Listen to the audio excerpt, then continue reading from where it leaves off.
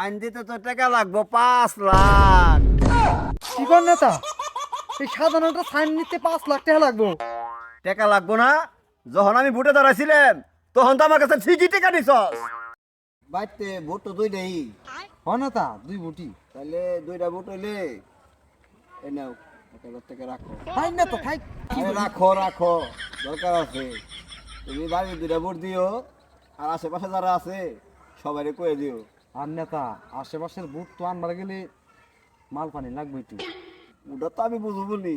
তাহলে এই করুমনি নেতা, রাত্রে বেলা আসমনি। আচ্ছা ঠিক আছে, তাহলে তাহলে দেখা করো। হ্যাঁ ঠিক আছে নেতা, তাহলে আসি। আসসালামু আলাইকুম।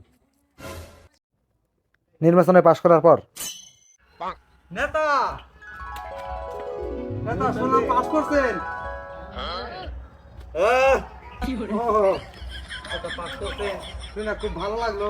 পাস তো করছি, পাস করতে অনেক তেল ভরাইছে। হ নেতা, তা তো গেছেই। যাই গিয়ে আপনি যখন পাস করছেন, ওনার কোনো টেনশন নাই, আমরা আছি। হ, তা তো থাক পাই। টেকা না দিলেই তো আবার থাকপা না। সবকিছু তো টেকাই করে হনে। আরে নেতাজি কি কর না, আমরা টাকা ছাড়াই আছি সারা জীবন আপনার পাশে। সারা জীবন থাকুন নেতা, আপনার কোনো টেনশন নাই। কিন্তু না, তখন আইলাম একটা দরকারে, আমার যে একটা সাইন লাগতো। কি এর সাইন দি? সাইন দিতে তো টাকা লাগবো 5 লাখ। কি কর নেতা, এই সাধারণত সাইন নিতে 5 লাখ টাকা লাগবো? টাকা লাগবো না? যখন আমি ভোটে দাঁড়াইছিলাম তখন তো আমার কাছে ঠিকই টাকা নিছস। তোর একটা জিনিস বুঝাই, তুই বুঝ।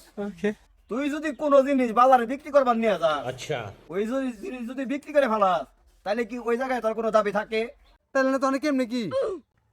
সাইন যদি নিবে চাস, তাহলে 5 লাখ টাকা নিয়ে আয়, আমি সাইন দিয়ে দিতাছি।